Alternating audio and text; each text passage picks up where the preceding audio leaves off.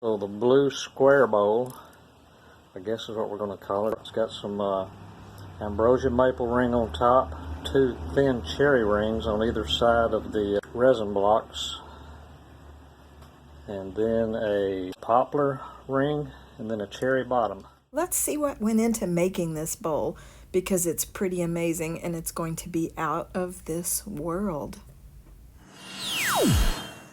I'm going to make some little square pieces for another bowl, and I'm going to need 4 ounces of resin, and we're going to paint it blue.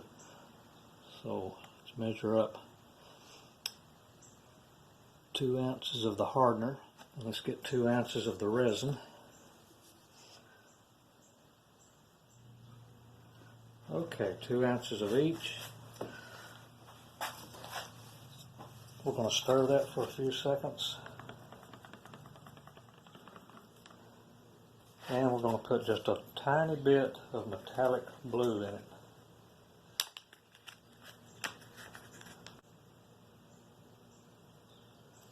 Now let's see how that looks. I want it to be a little bit clear and not so much of the blue in it. Oh yeah, I think that's just right. Okay, so here's our mold. It's 3/4 by 3/4 and about 14 inches long.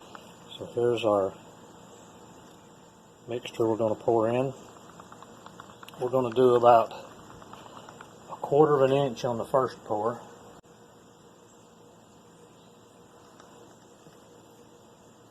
Okay, we'll let that set for just a few seconds.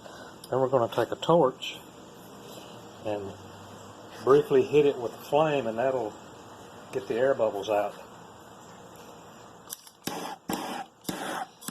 Now the key is going to be to get the air bubbles out without burning our plastic.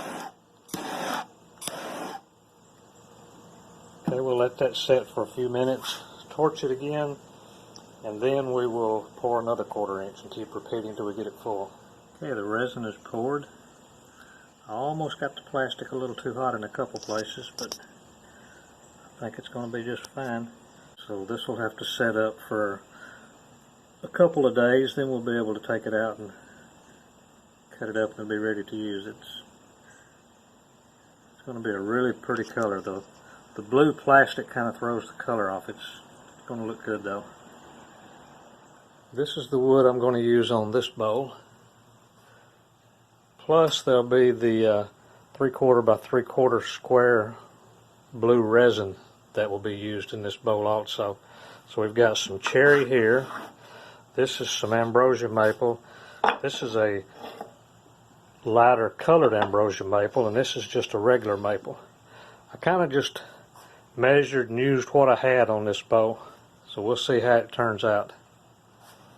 Alright, we're going to start turning it down to shape, getting it round first. So here we go.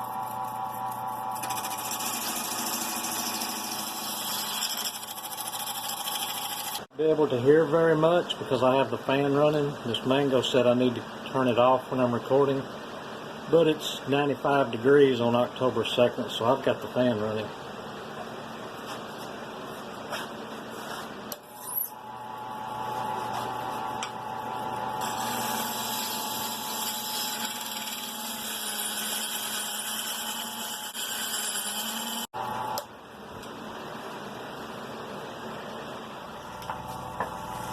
So now we're going to go to a different tool and smooth the cut up a little bit, and we'll see how it's looking.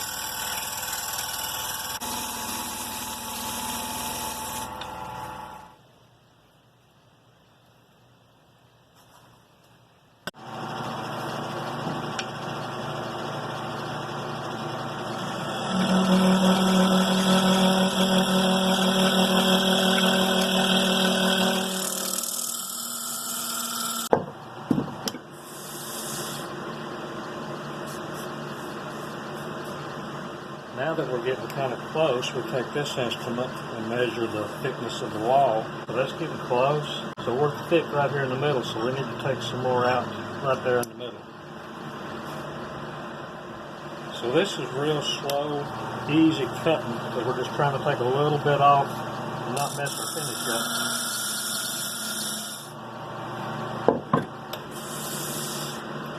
So we keep doing that and remeasuring until we get close to what we're looking for, and then we'll sand it out. When we're through, we should be really close to a 1/4 of an inch on the wall. Do some pretty aggressive sanding. I'm going to start out with 40 grit.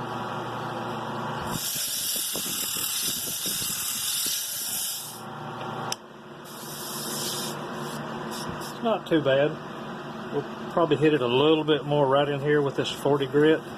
Then we'll go to some 60 and just start working our way down. Thought I'd give you a close-up to show you what I'm looking for on sanding with this 40 grit. You see these spots right here on that cherry ring? That's a chatter mark from the cutter. And I think there's 1 or 2. Yeah, there's a little bit right here. So we've got to get those out, because if you don't get them out now, the other grits won't get them out either. Everything back here looks pretty good. You see these circular rings? You get those when you're sanding with hand sandpaper. We've got another tool that'll take those out a little bit later. But we got just a little bit more on these top 2 rings. So that's got the all the marks out with the 40 grit. And I've sanded the outside and got it all cleaned up with the 40 grit.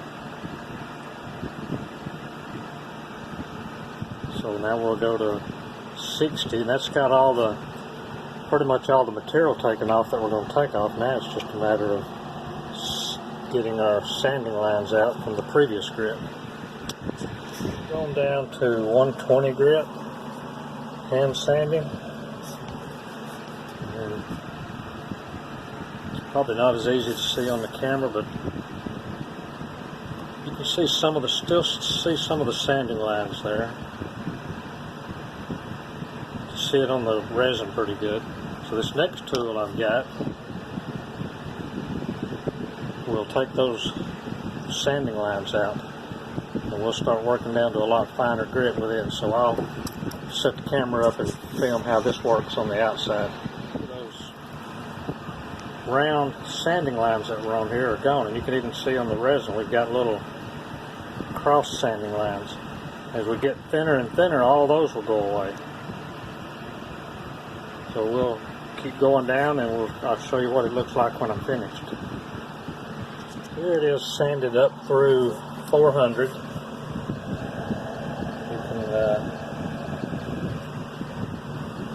can see that pretty much all the sanding lines are gone. You can still see a little bit on here, but that's just 400. We've got about 5 more grits to go down to. We'll go all the way down to 2,000, I believe. So about 5 more to go, and we'll be finished. Alright, sanding is complete. Looks pretty good. And that's just sanding. I haven't put any kind of finish on it yet.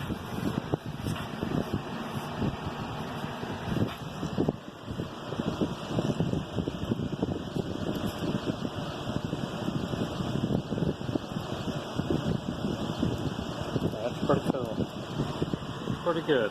All I've got to do now is cut it loose from this block where it's glued on, and I've never filmed that before, so I'm going to film it. That's a little bit tricky. I could destroy the bowl in that one move, but we'll see how it goes. It's supposed to work. I'm going to hold this bowl with this shirt, and I'm going to put this tool in here and try to cut it loose and hopefully catch the bowl when it comes off.